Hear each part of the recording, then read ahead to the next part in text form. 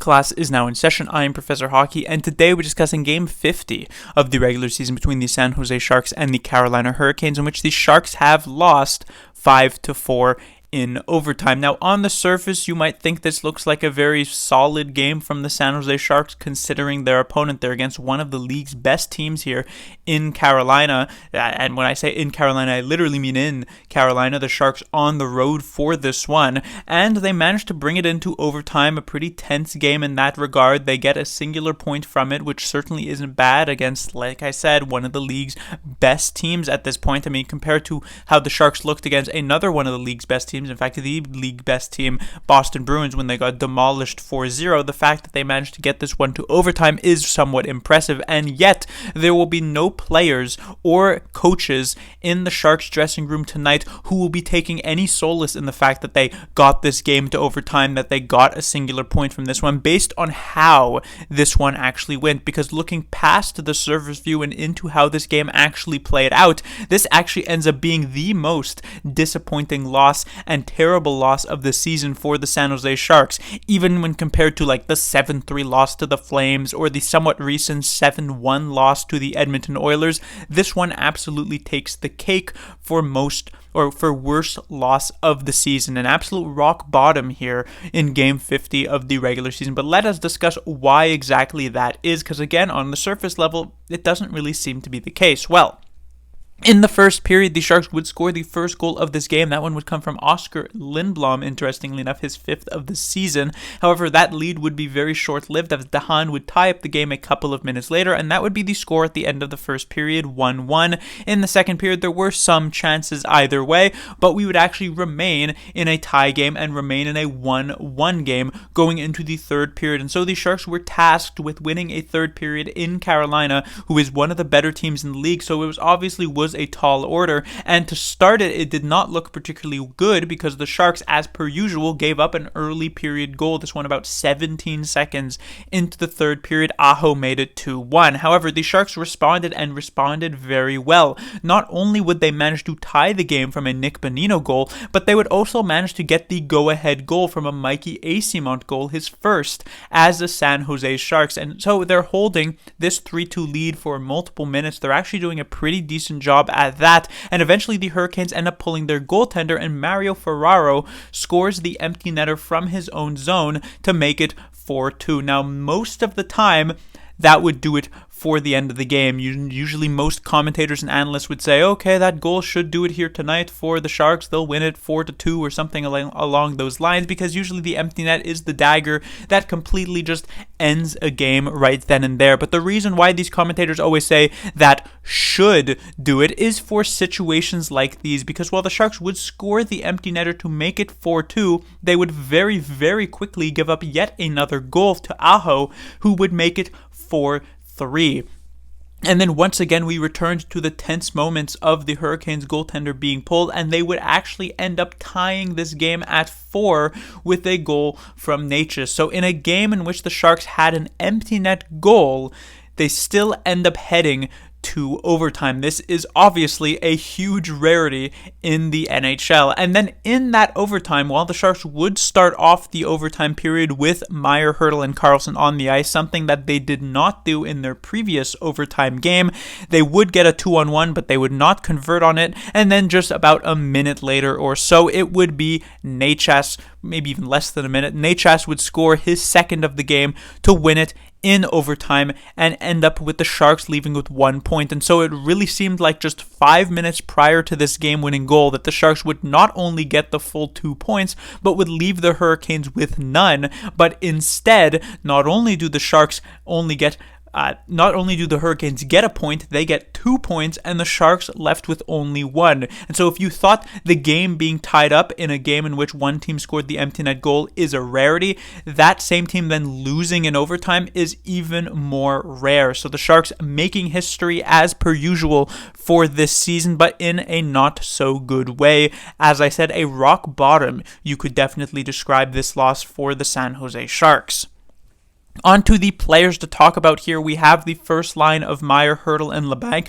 Not a super effective game for this first line, but the fact is that they're going up against one of the league's best team, and Hurricanes also excel in suppressing offensive chances usually for the other team. So the fact that the Sharks actually managed to score 3 goals on a manned net in this game is actually somewhat impressive, though none of those goals actually came from this first line. They did get a couple of chances. Meier had 1 or 2. Labanc also actually had a couple, but nothing super impressive, nothing super consistent. What we saw here, though, from the second line, and in particular Mikey Eyssimont, is, though, pretty impressive. So Eyssimont, of course, ever since he arrived in San Jose from the waiver wire off the Winnipeg Jets, he has been a pretty energetic force for the San Jose Sharks, and the points have finally now started to come around for him as he puts not 1, not 2, but 3 points on the board here tonight, including his first goal as a San Jose Shark.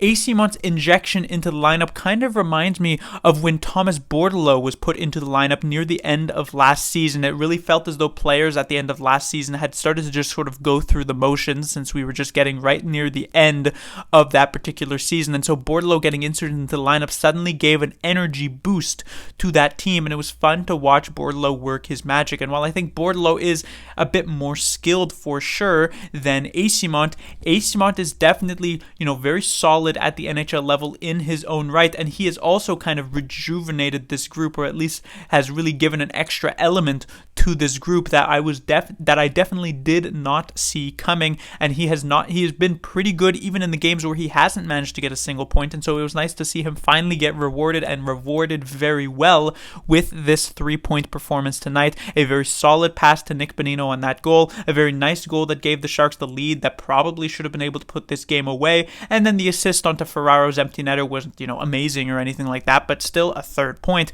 And so a great game for him. When it comes to the rest of his line mates, I do think also Couture and Barabanov were quite solid, but of course the hero of the night does indeed need to be Eyssimont, even if the Sharks of course ended up losing anyway.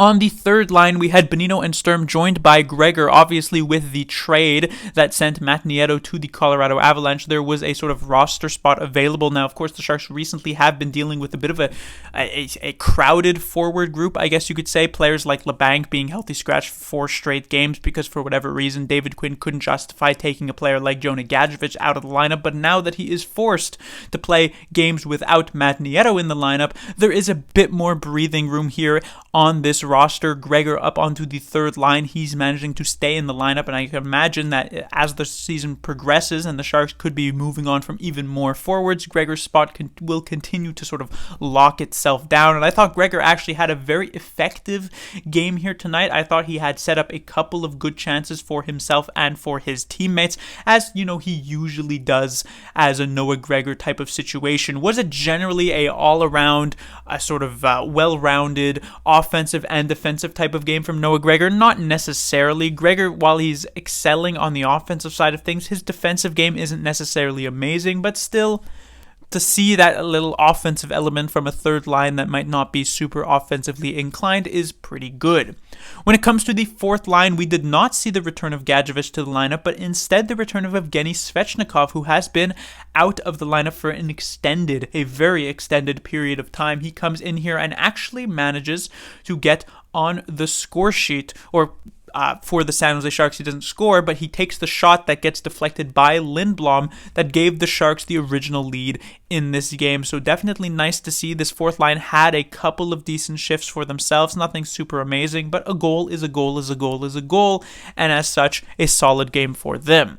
On the defensive side, obviously the biggest name here has to be Jacob MacDonald. His first game as a San Jose Shark was involved in that Matt Nieto trade coming over from the Colorado Avalanche. And how did MacDonald do? I would say it was a very up and down game. There was a lot of give and take here in MacDonald's game. It actually kind of reminded me of the defenseman who was traded in this deal, Ryan Merkley, the type of game that he played, because MacDonald, you could tell, was very aggressive offensively, frequently was jumping into the play and finding himself even close to below the goal line in the offensive zone on multiple occasions. It was weird because already number 9 feels like a very odd number for a defenseman, something that you rarely see And so for that to be like in his first game, at times you thought like, is this like some sort of forward that I haven't noticed here on the San Jose Sharks, especially since the Sharks have recently had a number 9 forward in Evander Kane, no matter his history with the San Jose Sharks. So it was kind of odd to see, but McDonald in the offensive zone, I thought was actually a very interesting element on this third pairing that usually didn't exist because of the fact that really only Erik Karlsson is offering much of an interesting offensive element for the Sharks. However, on the defensive side of things, that's where there were some struggles for McDonald. It felt as though he was somewhat frequently out of position, didn't necessarily seem to be gelling just yet with the Sharks' defensive systems, which does make sense. He's only been on the team for like a day or two, but still, it was a bit awkward. There were some miscommunications I noticed between him and Mario Ferraro at times. For instance, right at near the end of the first period, McDonald gets this puck, and instead of doing a soft reverse for Mario Ferraro to get him the puck, easy clear, that'll do it for the period, instead he goes for a hard reverse. It gets past Ferraro, picked up by the Hurricanes along the boards, and they get a very good chance to end that period. So there were definitely some spotty moments here from McDonald, but I, in general, actually liked what I saw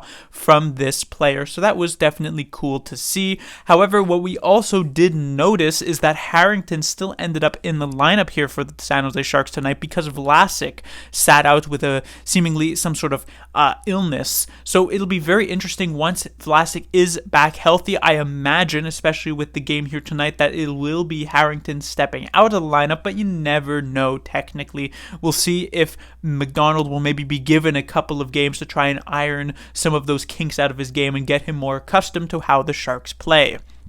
And finally, we will discuss James Reimer here, who prior to those last couple of minutes of this game was actually having himself a pretty solid game. Yes, you could certainly argue that the goal to DeHaan was not particularly good at all, but giving up just 2 goals in what would have been a 4-2 regulation win for the San Jose Sharks would have actually been quite good against his former team. But with how this game ended up, giving up a pretty weak goal to Sebastian Aho there, and then a couple of goals to Necas that he technically could have made the save on, maybe not so much in the overtime, but potentially there in the regulation time that tied this game. It ends up actually being a pretty bad game for James Reimer, all things considered, so he was definitely part of the problem here for the San Jose Sharks, and like I said, a rock bottom game for this team. But that will do it for this review. The Sharks will be back in action right away tomorrow against the Pittsburgh Penguins, and so they'll have to try and sort of turn their frown upside down if they want to try and get back on track here. Class dismissed.